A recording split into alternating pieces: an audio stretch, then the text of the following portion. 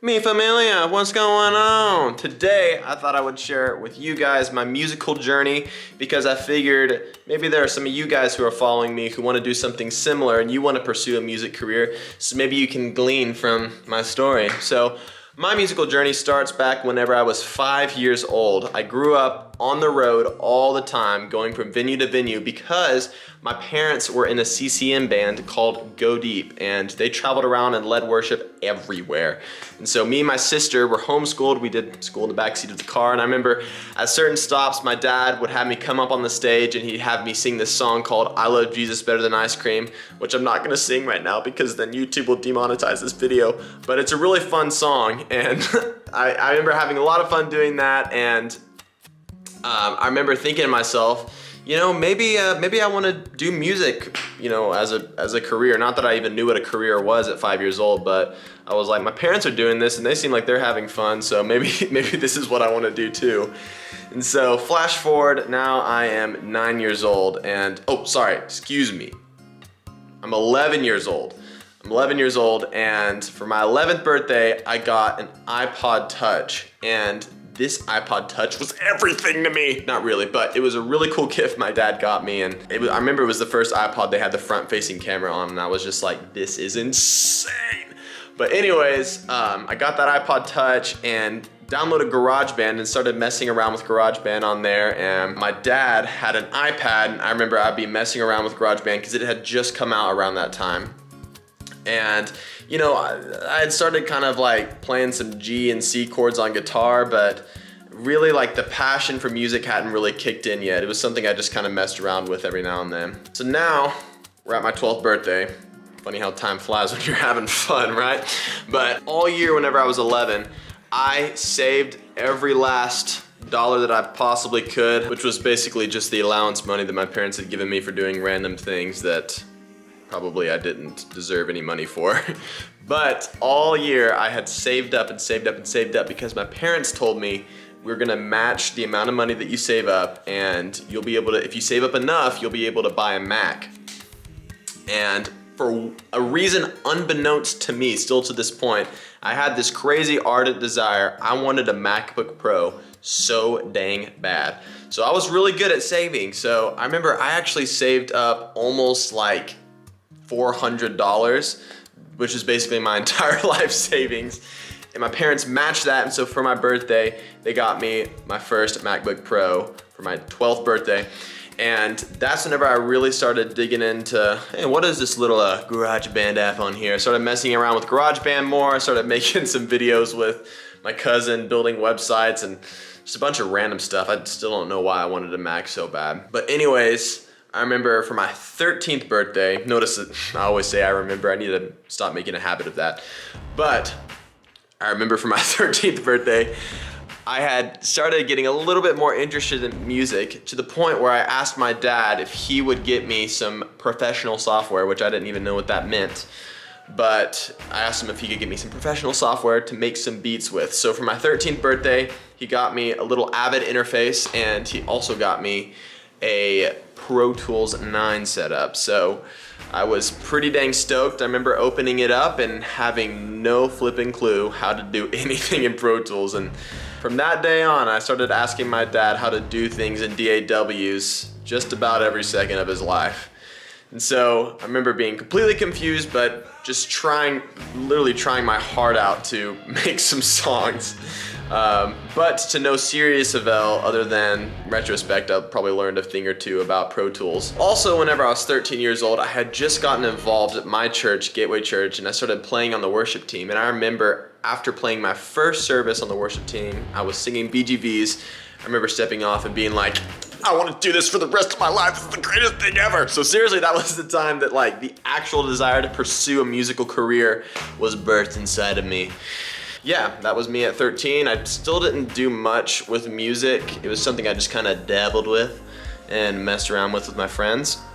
Whenever I was 14 though, I remember just randomly, once again, just like the Mac, I just had this ardent desire I want to get guitar pedals. Maybe it was because my other friends who played guitar had guitar pedals. I don't know why, but I remember I wanted them so bad. So for my 13th birthday, my parents took me to Guitar Center.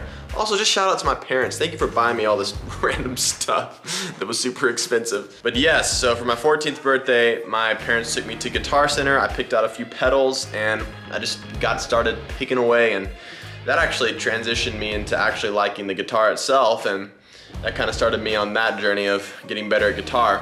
Whenever I was 16, I went on this missions trip, and this was a really defining moment for me. I went on this missions trip to Uganda with my dad and some friends, and one of the people on that trip, his name is Atop, Josh Altop, shout out.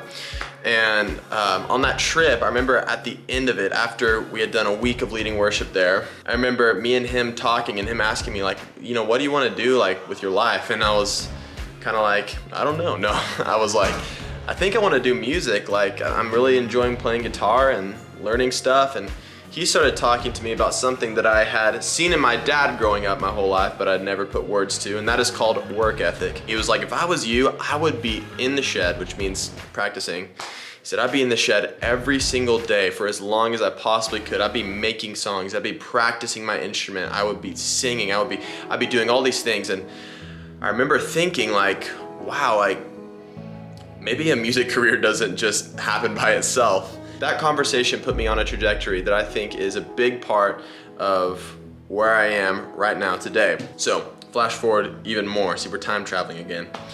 Whenever I was 17 years old, I remember I was writing songs, and it was so hard for me to complete a song, but I was writing, and my dad, with the major help of my dad, him producing and mixing and mastering some songs for me, I actually came out with my first 3-song EP at age 17, and that was like super difficult for me because it was really hard for me to write songs, and my dad was already doing like 90% of the work, so yeah.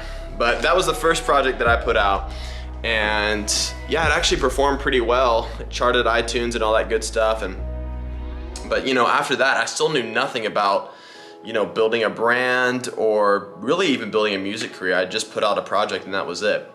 So now I'm 18 years old. I'm not 18 right now, I'm 21, but whenever I was 18, I had this realization that all of my heroes that I looked up to, the Ryan Tedders, the Ed Sheerans, the John Mayers, they all put in so many hours into doing what they do, whether that be practicing an instrument, going out and performing, or writing songs. And I started realizing even more like how big of a deal, like you have to really be working at this thing, you have to be putting in time, like these things don't happen by themselves. And I started realizing, man, I need to put more time into this. If this is going to be my career, I really need to do this. So when I was 18, I started going crazy and putting like 3-4 hours a day into just practicing guitar, and I was producing music. I had gotten Ableton, and Ableton is another DAW that really just like kind of opened up my creative space in my brain, and just started going to town, just making as much music as I can, working as hard as I can, putting as much hours as I could into music.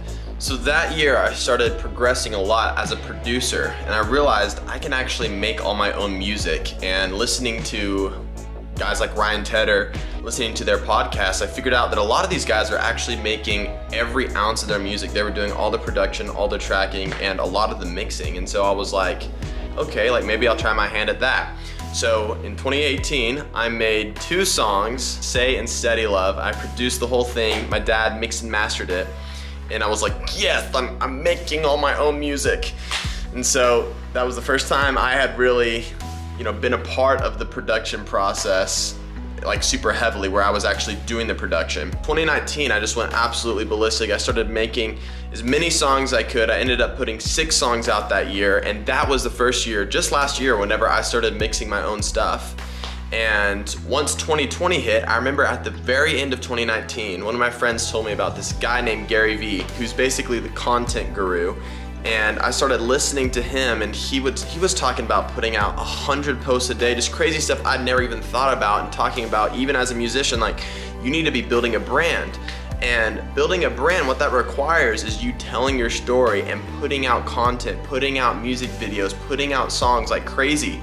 And so once 2020 hit, I was like, okay, like I'm going for this thing like never before in my whole life. I'm dead set on this.